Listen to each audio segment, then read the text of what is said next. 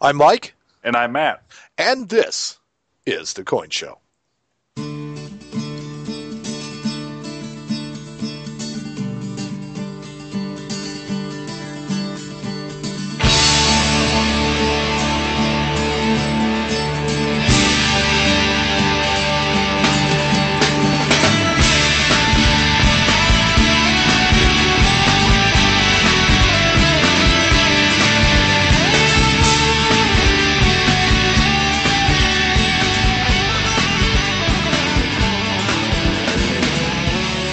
Take just one last breath before you enter.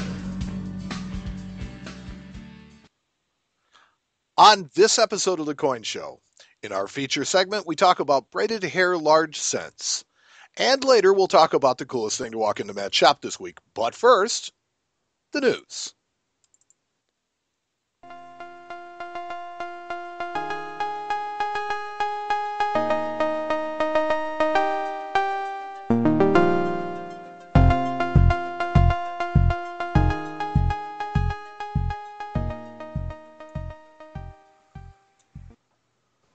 The news is sponsored by the American Numismatic Association.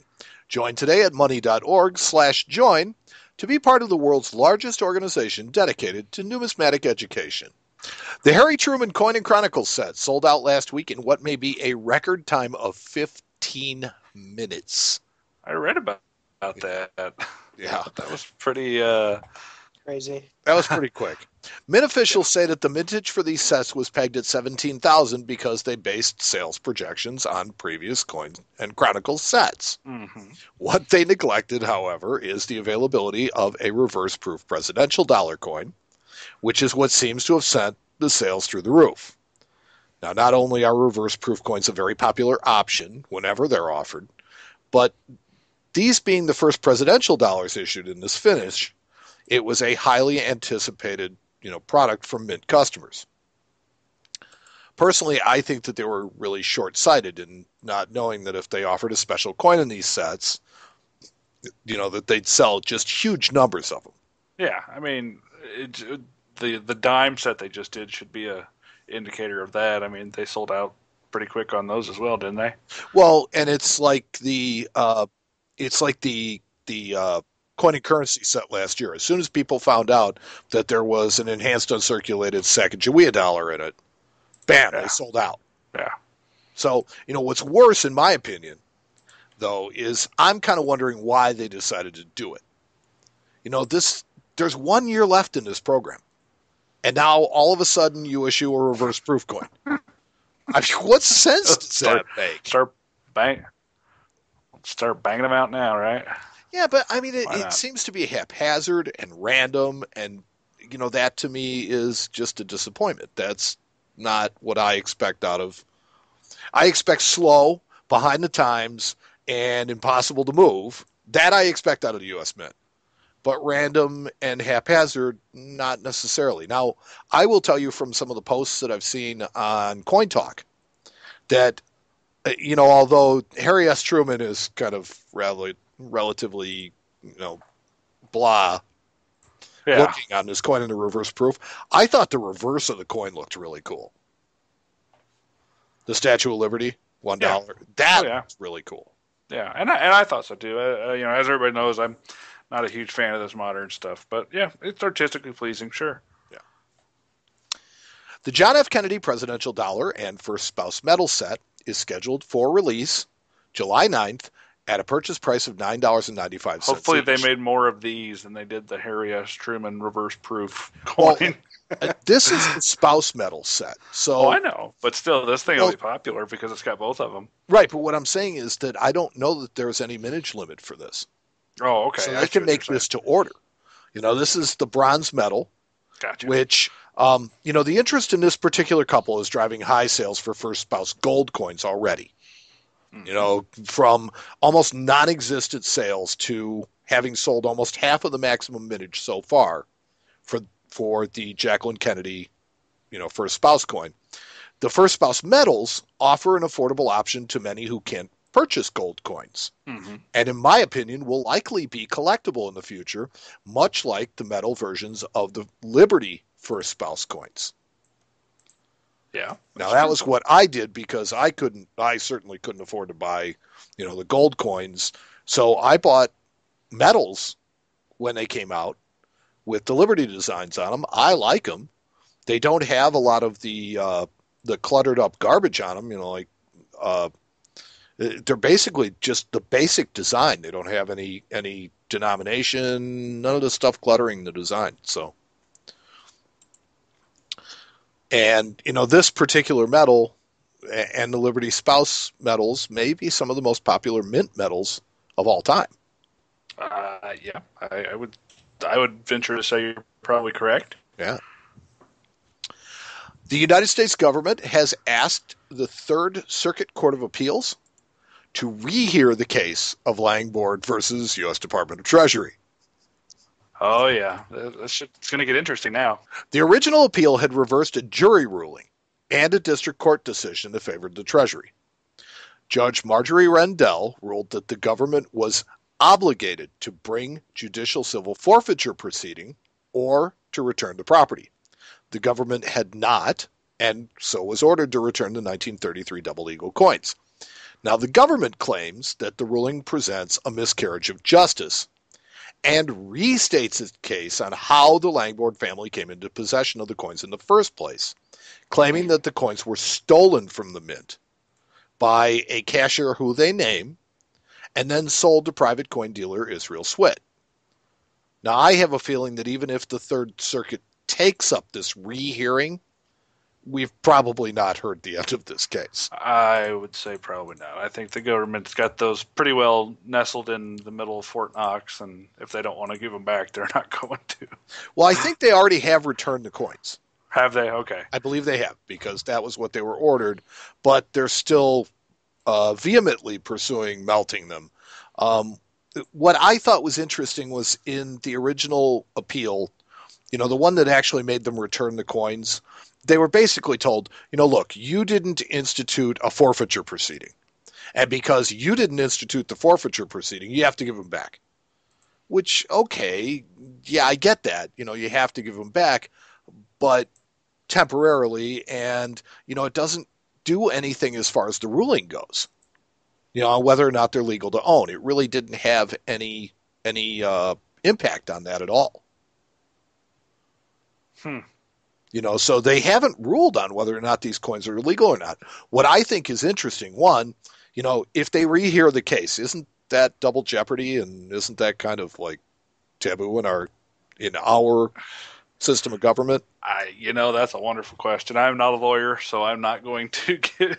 I don't know. Is my answer. Well, that was my impression. I do have a couple of clients of mine that are coin collectors, but also happen to work for the United States Attorney's Office. So maybe next time I see them, I'll kind of pick their brain about this whole deal, and see, have them explain it to me in layman's terms, because you start reading into a lot of this legal proceeding and it gets confusing. So it does, but one of the other things that I thought was very interesting about this is that in a Coin Week article, they were talking about the government, and they're asking for the rehearing and stuff, and they basically have said that the government's new petition includes the fact that, or includes the government is saying that they know how the Langford family came about these coins. And to the best that I can figure, that's all conjecture. Yeah. Because if they could prove that, then they would have had somebody to prosecute a long time ago. Yeah.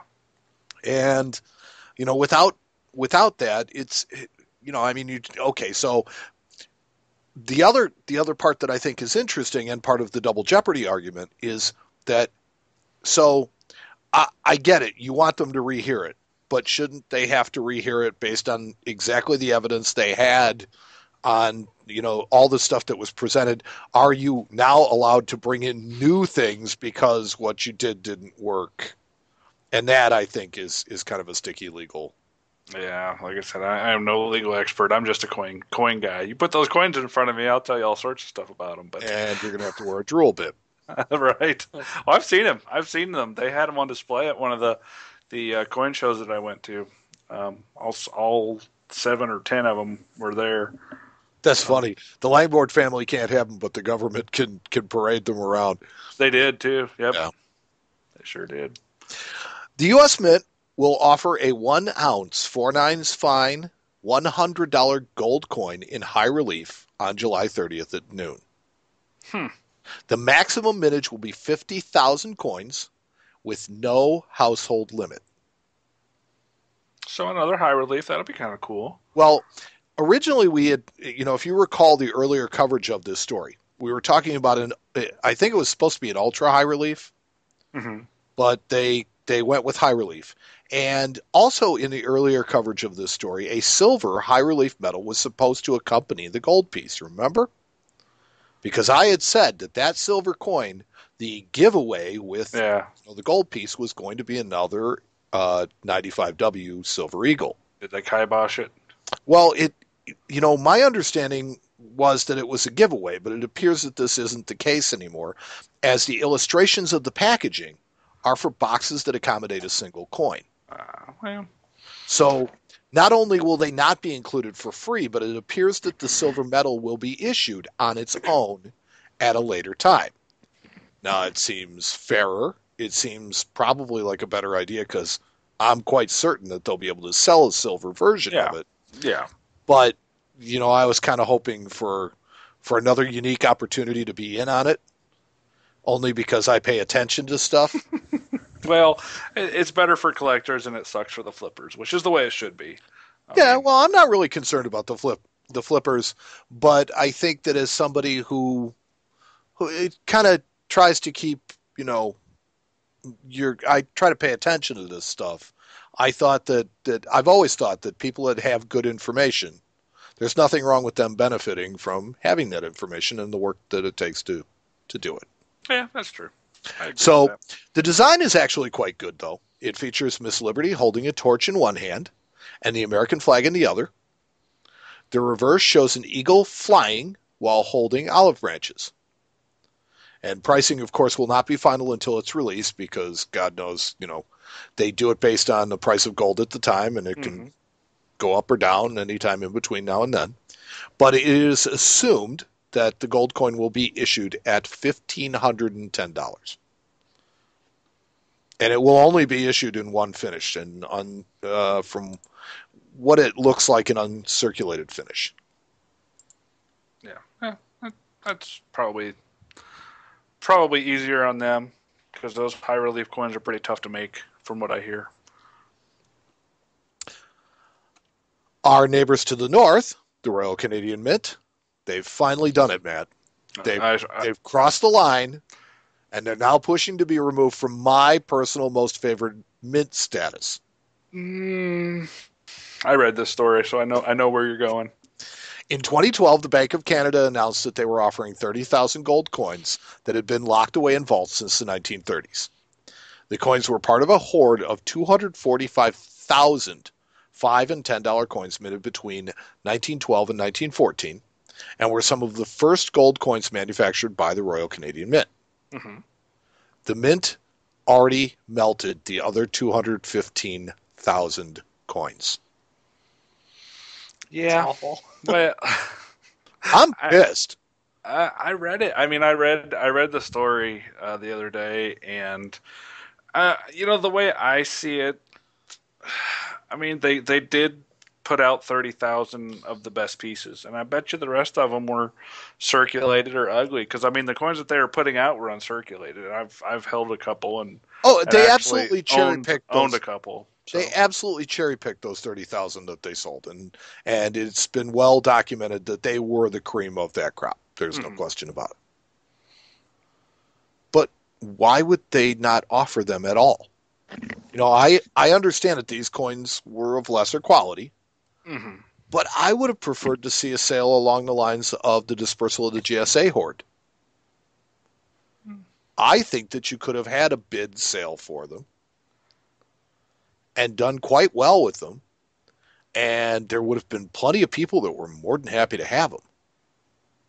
Well, that's the thing. Who knows if there would have been plenty of people that would have been more than happy to have them. I don't know from how their sales went